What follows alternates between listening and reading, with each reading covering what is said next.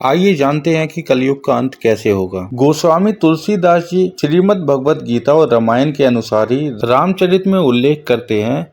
कई हजार वर्ष पूर्व सुखदेव जी ने जिस बारीकी से विस्तार से कलयुग का वर्णन किया है वो हमारी आंखें खोलने के लिए काफी है। आज सब तरफ उसी वर्णन के अनुसार घटनाएं घट रही हैं और आगे भी जो लिखा है वैसा ही घटेगा। तो आइए जानते हैं हमारे धर्म ग्रंथों में कलयुग का क्या वर्णन मिलता है और ये कब और कैसे समाप्त होगा। कलयुग यानी काला युग, जिस युग में सभी के मन में असंतोष, सभी मानसिक रूप से दुखी हों, कलयुग है। इस युग में धर्म का सिर्फ 1/4 रह जाता है। कलयुग का प्रारंभ 3102 ईसा पूर्व में हुआ। श्रीमद् भगवत पुराण और भविष्य पुराण में कलयुग के अंत का वर्णन मिलता है।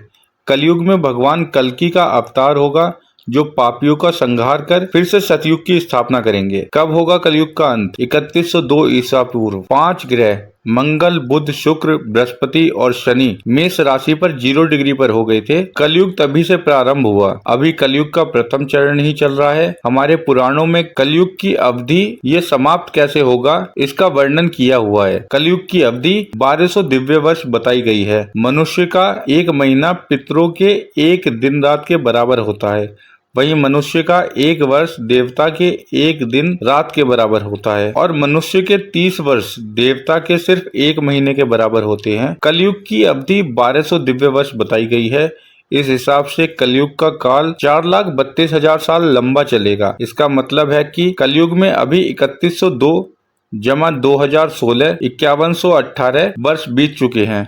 4,26,882 वर्ष अभी बाकी हैं। मनुष्य के 8,84,000 वर्ष की 24 वर्ष स्थायी एक द्वापर युग के बराबर होता है।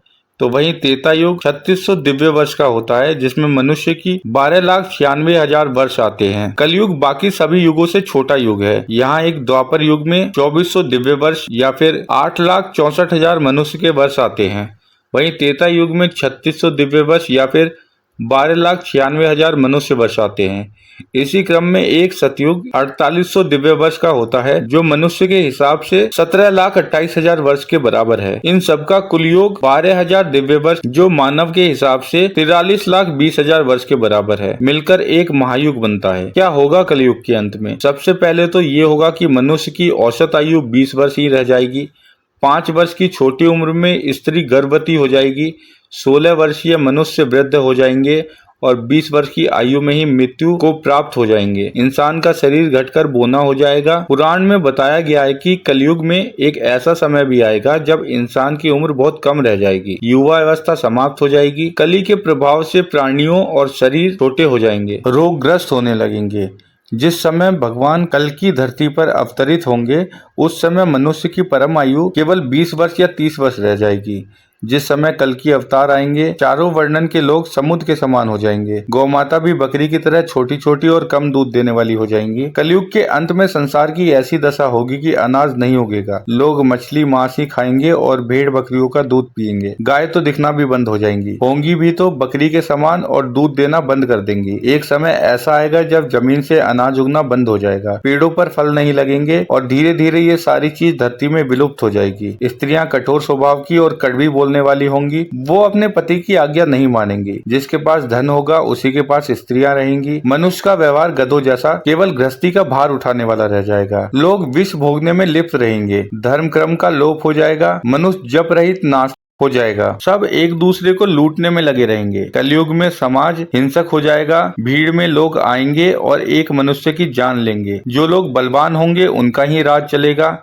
मानवता नष्ट हो जाएगी। रिश्ते खत्म हो जाएंगे। एक भाई अपने ही भाई का शत्रु बन जाएगा। एक हाथ दूसरे हाथ को लूटेगा। पिता पुत्र का और पुत्र पिता का वध करने में संकोच नहीं करेंगे। अपनी प्रशंसा के लिए लोग बड़ी बड़ी बातें बनाएंगे किंतु समाज में उनकी निंदा नहीं होगी। कलयुग में लोग शास्त्रों से विमुख हो जाएंगे। अनैतिक साहित्य ही लोगों को पसंद आएगा। बुरी बातें और बुरे शब्दों का ही व्यवहार किया जाएगा। स्त्री और पुरुष दोनों ही अधर्मी हो जाएंगे। स्त्रियां पतिव्रता धर्म का पालन करना बंद कर देंगी और पुरुष भी ऐसा ही करेंगे। स्त्री और पुरुष से संबंधित सभी वैदिक नियम विलुप्त हो जाएंगे। श्रीमद् भगवत के 10 खंड में श्री सुखदेव जी परीक्षित जी से कहते हैं, जैसे जैसे कलयुग आता जाएगा पाप बढ़ता जाएगा, धर्म का विनाश हो जाएगा और अधर्मियों का राज होगा। होगा। धरती पर लंबे समय तक सूखा रहने के बाद बहुत मूसलाधार बारिश होगी और सारी धरती जलमग्न हो जाएगी, जिससे चारों ओर पानी ही पानी हो जाएगा। समस्त पृथ्वी पर जल ही जल होगा। 1712 सूर्य उदय होंगे और उनके तेज से ये पृथ्वी सूख जाएगी। कलयुग के अंत में भयंकर तूफान और भूकंप आएंगे। लोग मकानों में नहीं रह पाएंगे। लोगों को गड्ढे खोद कर रहना पड़ेगा। धरती की सतह का 3 हाथ हिस्सा अर्थात लगभग 4.5 फुट नीचे तक धरती का उपजाऊ अंश नष्ट हो जाएगा। महाभारत में कलयुग के अंत में प्रलय होने का जिक्र है, लेकिन ये किसी जल प्रलय से नहीं बल्कि धरती पर लगातार बढ़ रही गर्मी से होगा। महाभारत में वन पर्व में उल्लेख मिलता है कि कलयुग के अंत में सूर्य का तेज इतना बढ़ जाएगा कि सातों समुद्र और नदियां सूख जाएंगी। संपर्क नाम की अग्नि धरती को पाताल तक जला देगी। सब कुछ जल जाएगा। इसके बाद फिर 12 वर्ष तक लगातार बारिश होगी, जिससे सारी धरती जलमग्न हो जाएगी। कलयुग को लेकर आप लोगों की क्या राय है, इसे कमेंट सेक्शन में जरूर बताइएगा